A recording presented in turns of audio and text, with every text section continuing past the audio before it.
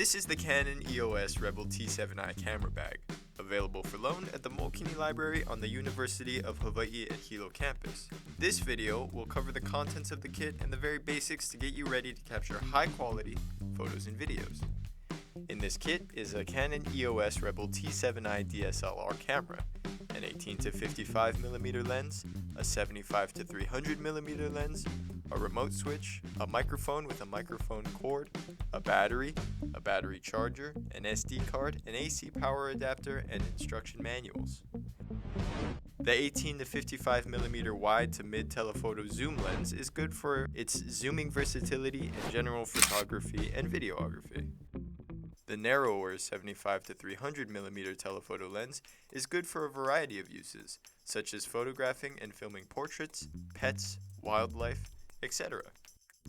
Both lenses have autofocus and auto-stabilization capabilities, which should be turned on for most general use. Do so by flipping the switches to AF and on.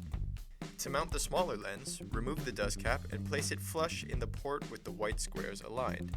Then, turn the lens clockwise until you hear a click. With the bigger lens, do the same as before but align the red dots.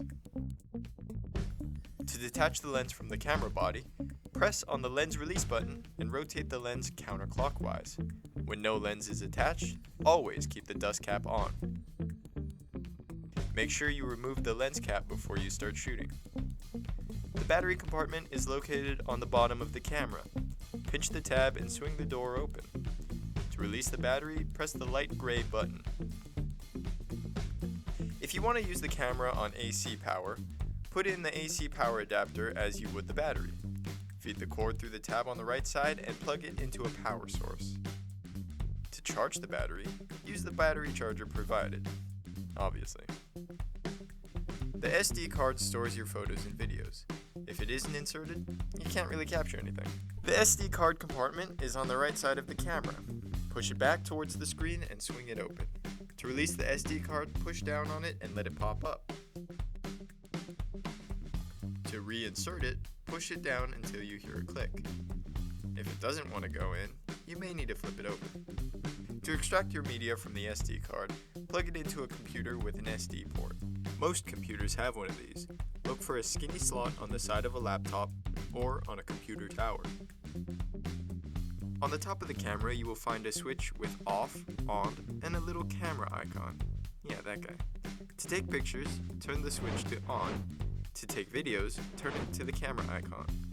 To capture photos, hold the button on the front of the right-hand side of the camera until you hear the sound. You know the sound. To capture videos, press the small camera button above the screen. Press it again to stop filming. There is a number of specific camera settings that can be used for different situations, which you can familiarize yourself with by reading about them in the instruction manuals. If you don't want to deal with all that, the Green A+, or Scene Intelligent Auto, will work just fine for most situations. That should be enough to get you out there capturing great-looking photos and videos.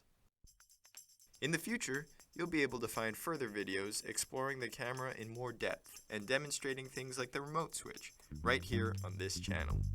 Make sure to subscribe so that you can stay up to date on the resources available to you at the Mookini Library.